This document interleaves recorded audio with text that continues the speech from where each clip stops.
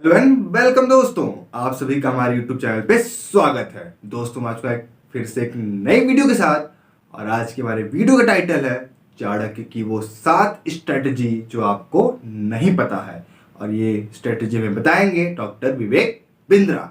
लेकिन मैं दोस्तों वीडियो को स्टार्ट करूंगा उससे पहले आपसे कहना चाहूंगा, अगर चैनल पे नए हो तो चलो इसको फटाफट से सब्सक्राइब कर लो ताकि आपको आगे ऐसे ही मजेदार वीडियोस मिलते रहें। तो आइए चलिए वीडियो को शुरू करते हैं। आपका स्वागत है। मैं विवेक बिंद्रा, मोटिवेशन स्पीकर और बिजनेस कोच। आज की बात करेंगे आचार्य चाणक्य पंडित पे। इनको कौटिल्य और विष्णुगुप्त के नाम से जाना जाता था। पिता का नाम चाणक्य, इसीलिए इनका नाम पड़ा चाणक्य। बुद्धि के भगवान। इनकी कूटनीतियों पर चल के कई साम्राज्य स्थापित हुए। आज कई बड़ी मिनिस्ट्रीज है हमारे देश में। Education minister, home minister, finance minister, defence minister, foreign minister, ये सारी सबसे इंपॉर्टेंट मिनिस्ट्री हैं। और ये ऐसे व्यक्ति थे जो सारी मिनिस्ट्रीज अकेले देखने में सबसे ज्यादा सक्षम, और इनसे ऊपर प्राइम मिनिस्टर, ये खुद आगे चल के चंद्रगुप्त मौर्य के प्राइम मिनिस्टर हुए। नालंदा के विश्वविद्यालय में ये एक प्रोफेसर थे, एक शिक्षक थे। शिक्षक होने के साथ साथ इंटरनेशनल डिप्लोमेसी कैसे बिल्ड करनी है, पॉलिटिकल गवर्नेंस कैसे लाना है, प्लानिंग कमीशन को कैसे तैयार करना है, ऑडिटिंग मैकेनिज्म को कैसे तैयार करना है, इन सब में ये इतने एक्सपर्ट व्यक्ति। अगर आप भी बुद्धि अपनी बिल्ड करना चाहते हैं, बुद्धि का विकास चाहते हैं, इस वीडियो को ध्यान से देखिए। ये समुद्र शास्त्र में भी पारंगत थे। क्या होता है समुद्र शास्त्र? एक इंसान से बात करते वक्त उसके चेहरे को देख के बता देंगे कि व्यक्ति सोच क्या रहा है। इतना एक्यूरेट प्रोडिक्शन देंगे उसके बिहेवियर के बारे में, उसके इमोशंस के बारे में, उसके रिएक्शंस के बारे में। ये एक्सपर्टीज इनको आगे चल के कई साम्राज्य को स्थापित करने में इसकी मदद करी। इनके बचपन से शुरुआत करते हैं। एक बार चाणक्य बाहर बगीचे में खेल रहे थे। पीछे से इनके घर में एक एस्ट्रोलॉजर ज्योतिषी आया, जो उनकी माँ से जब मिला तो उन्होंने चाणक्य की पत्री देख के बोला कि ये तो आगे चल के इसके जीवन में राजयोग लिखा है, ये आगे चल के देश का बड़ा प्रधानमंत्री भी बन सकता है। मां सोचने लगी अगर ये प्रधानमंत्री बन गया तो ये तो मुझको भूल जाएगा। तो उन्होंने कहा क्या ये बात सच है? बोला इसकी पुष्टि करनी हो तो चाणक्य के दांत को देखना, सामने वाले दांत पे उसके नागराज का चिन्ह होगा। और वो पुष्टि करने के लिए जब मां ने बुलाया तो देखा कि चाणक्य के दांत पे वो चिन्ह था। तो मां रोने लगी, बोली तू आगे चल के राजयोग के चलते प्रधानमंत्री बनेगा, मुझको भूल जाएगा। इतना सुनते ही चाणक्य ने पत्थर उठाया और अपना दांत तोड़ दिया। और क्या बोला? मां तेरे प्रेम के चलते मैं ऐसे हजारों राजपाट तुरंत खत्म कर दूंगा। इससे पता चलता है चाणक्य को कभी सत्ता का लोभ नहीं था। आगे चल के देशभक्त चाणक्य तक्षशिला के प्रधानाचार्य बने, प्रधानाध्यापक बने। उन्हीं दिनों सिकंदर पूरी दुनिया को जीतते हुए भारत की तरफ बढ़ रहा था। सोने की चिड़िया भारत को लूटने के लिए वो आक्रमण पे आक्रमण कर रहा था, पोरस को हरा चुका था। और चाणक्य के मन में उन दिनों एक ही सपना था, क्यों ना अखंड भारत का निर्माण किया जाए, एक शक्तिशाली राजा को खड़ा किया जाए। ये अलग अलग राजाओं से इन्होंने मिलना शुरू किया। उस समय मगध जो सबसे बड़ा साम्राज्य था नंदा डायनेस्टी का, आज के समय में जो उड़ीसा है, बिहार है, उत्तर प्रदेश जो आज का समय है, वो सारा सब उस समय मगध कहलाया जाता था। और नंदा डायनेस्टी का सबसे बड़ा राजा धनानंद, ये उसके पास गए और उसको इन्फ्लुएंस करने का प्रयास किया कि क्यों ना सिकंदर के खिलाफ हम तैयारी करें। और तब इन्होंने कहा, अच्छा उस समय धनानंद बिजी था, किन चीजों में बिजी था? वो प्रजा से कर वसूलता था, टैक्स लेता था, और उसको अपने जुए सट्टे लॉटरी में, पर स्त्री गमन में, अपने भोग विलास के अंदर खर्च कर देता था। इन्होंने इसको समझाया कि राजा का कर्तव्य है कि समाज से पैसा ले, जो आप टैक्स लेते हैं उसको समाज सेवा में लगा दें। और धनानंद को गुस्सा आया, बोला ए पंडित, तुम अपनी पंडिताई करो, मुझको राजपाट ना सिखाओ, सिकंदर यहां तक नहीं पहुंच पाएगा। जब चाणक्य ने इनको दोबारा समझाने का प्रयास किया, इन्होंने धक्का मार के उसको गिरा दिया नीचे। और जब चाणक्य नीचे गिरे तो उनकी शिखा खुल गई और बोले तेरी यही शिखा काट देंगे। उस बात पे चाणक्य को बहुत बुरा लगा। उस दिन उन्होंने एक संकल्प ले लिया कि मैं ये शिखा तब तक नहीं बांधूंगा। This is called converting anger into resolution. उन्होंने अपने क्रोध को संकल्प में परिवर्तित किया। बोला उस दिन तक शिखा नहीं बांधूंगा जब तक तेरे साम्राज्य को उखाड़ के एक अखंड भारत का राजा ना लाकर खड़ा कर दूं। बहरहाल अब चाणक्य को लगने लगा कि अब समय आ गया कि मुझे ही किसी को कल्टीवेट और बिल्ड करना पड़ेगा। चाणक्य की डिटर्मिनेशन आपको इस बात से समझ में आएगी कि उन्होंने एक यंग लड़के के प्रति अपना जीवन समर्पित कर दिया, जिसका नाम था चंदू। इसका नाम आगे चल के पड़ा चंद्रगुप्त। इसको उन्होंने ट्रेनिंग दी, बहुत सारे संस्कार और सारे प्रकार के शास्त्र उसको सिखाए। इमेजिन करिए, ये 17-18 साल के लड़के चंद्रगुप्त की मदद से इन्होंने सोचा कि मैं सिकंदर के साम्राज्य को उखाड़ दूंगा। चंद्रगुप्त को खुद को भी विश्वास नहीं था, लेकिन उनको निष्ठा थी, उनकी शरणागति थी चाणक्य पंडित के प्रति। चाणक्य उनको एडवाइस करते चले गए, गाइड करते चले गए। चंद्रगुप्त उनकी सारी बातों को मानते चले गए। ये कहते थे कि शत्रु की दुर्बलता जानने तक उसे अपना मित्र बनाए रखो।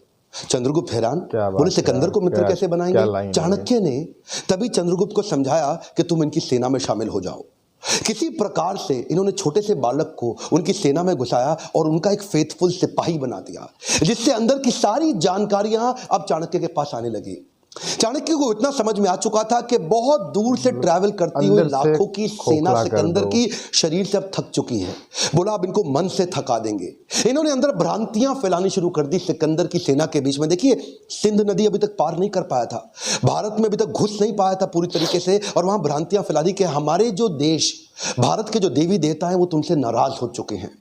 इन्होंने अजीबोगरीब काम कराए। कभी कभी अलग अलग दिनों में खाने में जहर मिला देते थे, द्विकंटक नीति के साथ छोटे छोटे अटैक करा देते थे, उनके देश के झंडे को जो पहाड़ पर लगा हुआ है उसको जला देते थे, अलग अलग प्रकार की विस्मक भ्रांतियां फैला देते थे, लोगों के अंदर कंफ्यूजन आपस में उनको लड़वा देते थे। 15, 16, 17, 18 साल के 10-15 लड़कों की मदद से इन्होंने उस सेना को खोखला बनाना शुरू किया, उनका मनोबल तोड़ना शुरू किया। सिकंदर ज्यादा लंबे समय तक रुक नहीं पाया। क्या कहते हैं, जो जीता वही सिकंदर? गलत है सर, जो जीता वही सिकंदर नहीं, जो जीता वही चंद्रगुप्त मौर्य। ये किसी को नहीं पता, सिकंदर भारत में कभी घुस ही नहीं पाया। चंद्रगुप्त मौर्य केवल गाइडेंस लेते रहे आचार्य से, और आचार्य चाणक्य पंडित की गाइडेंस में पूरी सेना को उखाड़ के बाहर कर दिया। इससे क्या हुआ, अब इनमें कॉन्फिडेंस बहुत आ गया। 5000 हाथी घोड़ों की एक सेना बना के सोचे कि मगध की राजधानी पाटलिपुत्र पर जाकर के एक हमला कर देते हैं और धनानंद को भी उखाड़ देंगे। अब ये ओवर कॉन्फिडेंस इनके लिए नुकसानदायक रहा। ये पहुंच तो गए 5000 के हाथी घोड़ों छोटी सी सेना लेके, लेकिन आधे दिन के अंदर दोपहर होते होते ही मगध की सेना ने इनको उखाड़ के बर्बाद कर दिया, खत्म कर दिया। किसी प्रकार से चंद्रगुप्त चाणक्य ने अपनी जान बचाई, भाग करके एक झोपड़ी के पीछे जाके छिप गए। अंदर मां कुछ खाना बना रही थी बच्चे को लेके, और बच्चा वो जो गरम गरम खिचड़ी थी खौलती हुई, उसमें हाथ डाल के जैसे ही खाना खाने लगा उसका हाथ जल गया। और तभी मां चिल्लाई, अरे पागल हो गया है तू, तो चाणक्य की तरह मूर्ख है, खिचड़ी के अंदर गरम गरम हाथ डालेगा तो जल ही जाएगा। परिधि से कोने कोने से खिचड़ी को खाओ, ठंडा करके आराम आराम से, कोने कोने से खाओगे हाथ नहीं जलेगा, बीच में हाथ डालोगे हाथ जल जाएगा। चाणक्य ने जाके बीच में मगध के झगड़ा कर लिया, उसको बाहर बाहर से तैयारी करनी चाहिए थी। ये बात सुनते ही चाणक्य की आंखें खुल गई, उनको अपनी गलती का एहसास हुआ। उन्होंने जाकर के औरत के पांव छुए और बोले, माई तुमने मुझको एक नई बड़ी शिक्षा दी। चाणक्य में सबसे अच्छी बात क्या थी, वो कई बार तकलीफों में आए क्योंकि बड़ी रिसोर्सेज सेना नहीं थी। धनानंद उस समय सबसे बड़ा साम्राज्य था उनका, नंदा डायनेस्टी का, लेकिन इन्होंने जाकर के 7 स्ट्रैटेजीज बनाई। पहली जो उन्होंने मां से वही सीखी कि परिधि पे हमला करो। परिधि मतलब बाहर का सर्कमफ्रेंस, जो बाहरी घेरा होता है। तो धनानंद के बाहरी घेरे में जिन जिन राज्यों पे उसकी कमजोर पकड़ थी, जहां जहां उसकी वहीं से इन्होंने हमले करने शुरू किए, छोटे छोटे हमले करने शुरू किए, जिसके लिए इन्होंने दूसरी स्ट्रैटेजी अपनाई, विष कन्याओं की टीम तैयार करी। ये विष कन्याओं की सेना क्या होती है, बड़ी सुंदर सुंदर खूबसूरत लड़कियों की एक सेना तैयार करी, जिनको थोड़ी थोड़ी मात्रा में विष दे दे के उनको विष कन्या के रूप में तैयार कर दिया। ये पहली बार हुआ, इससे पहले कभी नहीं हुआ। दुनिया भर में बहुत सारे काम चाणक्य ने पहली बार किए, और ये विष कन्याओं की सेना वहां के परिधि के राजाओं को चूम कर अपने चुंबन से उनको विष दे के समाप्त कर देती थी। इतना ही नहीं, इसके बाद इन्होंने तीसरी स्ट्रैटेजी क्या अपनाई, जासूसों की सेना बनाई। इतने जासूसों को ट्रेनिंग दी कि जासूसों को कैसे बढ़िया जासूसी करके सारी खबर अंदर की लाके देनी है। अब चाणक्य को समझ में आ गया, स्ट्रैटेजिकली चलेंगे। ये क्या कहते थे, शत्रु के साथ लेकर के कभी गुस्से से शत्रु के बारे में मत सोचो। अगर गुस्सा आ जाएगा शत्रु के खिलाफ तो आपकी एनालिटिकल एबिलिटी खत्म हो जाएगी। तो चाणक्य जो आंकलन करते थे ना, एनालिसिस, वो ऐसा इतना जासूसों से इतनी इंफॉर्मेशन लाते थे, और कभी कभी जासूसों की भी जासूसी करा देते थे। चाणक्य इतने एक्सपर्ट थे कि पैरेलली चौथी स्ट्रैटेजी बना रहे थे, building a high performance team. ये इन्होंने कैसी करी, इन्होंने वात्सायन मुनि का एक वेश धारण कर लिया, और ये जानते थे कि अगर बड़ी सेना बनानी है तो उनके मन, बुद्धि और आत्मा को जीतना पड़ेगा। एक पॉपुलर अपने आप को वात्सायन मुनि के भेष में जाकर के लोगों को जगह जगह कथा प्रवचन करते थे, और उनको धीरे धीरे इंस्पायर करते थे कि तुम चंद्रगुप्त की सेना को ज्वाइन कर लो। ये जानते थे कि प्रेम से बात करूंगा और आध्यात्मिक बात करूंगा, लोग प्रभावित हो जाएंगे, प्रभावित हो जाएंगे, और मेरी स्टोरी और मेरी कहानी पे विश्वास करेंगे और चंद्रगुप्त की सेना को ज्वाइन करते चले जाएंगे। उनकी आत्मा, मन, बुद्धि को जीतने के बाद अपनी वाणी की शक्ति से उनको प्रभावित करके एक एक करके धीरे धीरे 8 लाख लोगों की सेना तैयार कर दी। ये सेना ऑलरेडी 4 गुना बड़ी हो चुकी थी अब धनानंद से। इनके पास हाथी घोड़ों की बड़ी सेना और घुड़सवार रथों की बड़ी सेना, पैदल सिपाहियों की सेना, इतनी बड़ी सेना धीरे धीरे ये देखिए इससे सारी स्ट्रैटेजीज पैरेलल करते चले गए। हमारे देश में आज आरक्षण का बड़ा चक्कर चल रहा है ना, वहां पे आरक्षण के चक्कर के सख्त खिलाफ थे। ये कहते थे केवल योग्य व्यक्ति को आगे बढ़ाऊंगा, your country is only as powerful as your lieutenants. तो अपने लेफ्टिनेंट को चूज करते थे, जो आदमी योग्य है उसी को आगे बढ़ाते थे। उनके ट्रेनिंग कैंप्स पे क्या कहते थे कि राजा को अपने आसपास के लोग बुद्धिमान और योग्य रखने चाहिए, चापलूस लोग नहीं चाहिए जो केवल आपकी तारीफ करते रहे। चाणक्य श्लोक बोलते थे, दुर्जनेषु च सर्पेषु वरम सर्पो न दुर्जना, सर्पोदंशति कालेन दुर्जनस्तु पदे पदे। चाणक्य कहते थे दुर्जन मतलब दुष्ट व्यक्ति और सर्पेषु मतलब सांप, इन दोनों में से सांप अच्छा है। वरम सर्पो न दुर्जना, दुर्जन को छोड़ दो, सांप के साथ रह लो। सर्पोदंशति कालेन दुर्जनस्तु पदे पदे, सांप तो एक ही बार काटेगा, एक ही बार डसेगा, लेकिन दुर्जनस्तु पदे पदे, दुर्जन व्यक्ति हर कदम पे आपको डसेगा, हर बार डसेगा। इसीलिए क्या कहते थे कि मैं टीम ऐसी तैयार करूंगा जो केपेबल लोगों की हो और दुर्जन ना हो। तो ये एक हाई परफॉर्मेंस टीम तैयार करते गए और साथ साथ ये छापामार युद्ध के छोटे छोटे प्रयास करते गए। ये इनकी अगली स्ट्रैटेजी समझिएगा। एक तो देखिए होता है कि टेस्ट एंड लॉन्च और एक होता है launch and test. Test and launch क्या होता है? पहले छोटे छोटे टेस्ट करो, पायलट एक्सपेरिमेंटेशन करो, छोटा टेस्ट करो और उसके बाद उसको वैलिडेट करो। और दूसरा क्या है, पहले लॉन्च कर दो और बाद में देखना टेस्ट करके रिजल्ट आया कि नहीं आया। जो पिछली गलती करी थी 5000 घोड़े सैनिक के साथ, वो क्या था, पहले लॉन्च कर दिया, बाद में टेस्ट से पता चला कि ये फेल हो गए। अब क्या करते थे, अब कहते थे अभ्यास करेंगे। बोले प्लानिंग और प्रैक्टिस में फर्क है। प्लान तो आपका ठीक हो गया लेकिन छोटी छोटी प्रैक्टिस करेंगे। तो छापामार युद्ध परिधि में लगातार करते रहते थे, उससे इनकी प्रैक्टिस बढ़ती चली गई। इतनी प्रैक्टिस बढ़ गई कि उसके बाद वो टेस्ट एंड लॉन्च इतने सारे टेस्ट कर दिए कि ताकि बड़ा हमला करने पे दिक्कत ना आए। और अगली स्ट्रैटेजी में इंटरनेशनल अलायंसेस बिल्ड करके अपनी ताकत और अपनी सेना को बढ़ा करते गए। कश्मीरी राजा प्रवर्तक को उन्होंने अपने साथ में लिया और बाहर से कई यूनानी राजाओं को भी अपने साथ लिया, जो ये पिछली बार पहले जीत चुके थे ना सिकंदर को, तो वहां से कुछ यूनानी राजाओं के साथ भी उन्होंने सपोर्ट लिया।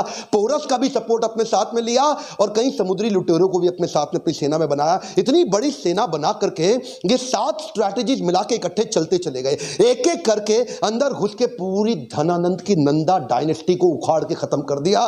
धनानंद कभी सपने में नहीं सोच पाया, वो तो शराब के नशे में रहता था, प्रजा के टैक्स को अपने मजे के लिए खर्च कर देता था। लेकिन चाणक्य जानता था अखंड भारत का सपना मुझे ऐसे ही पूरा करना होगा। ये 7 पैरेलल स्ट्रैटेजीज पे आप वीडियो को वापस घुमा घुमा के ध्यानपूर्वक देखिए। ये तो थी चाणक्य की 7 पैरेलल स्ट्रैटेजी धनानंद को जीतने के लिए। इसके बाद अखंड भारत को उन्होंने बढ़ाया कैसे?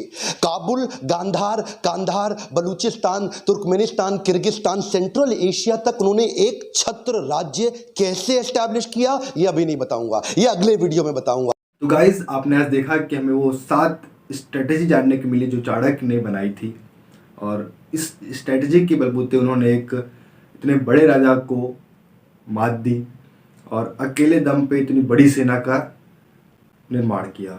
दोस्तों ये स्ट्रेटेजी ऐसी है सर, इनको अपने लाइफ में भी कहीं ना कहीं इस्तेमाल कर सकते हैं। तो गाइज आपको ये वीडियो कैसी लगी हमें कमेंट करके ज़रूर बताइएगा, क्योंकि ये वीडियो मुझे तो काफ़ी अच्छी लगी है। और अगर आपको इस तरह की किसी भी वीडियो पर रिएक्शन चाहिए तो वो हमें कमेंट करके ज़रूर बताइएगा। तो आज की वीडियो को हम समाप्त करते हैं, जल्द ही मिलेंगे हम अगली वीडियो में, तब तक के लिए जय हिंद।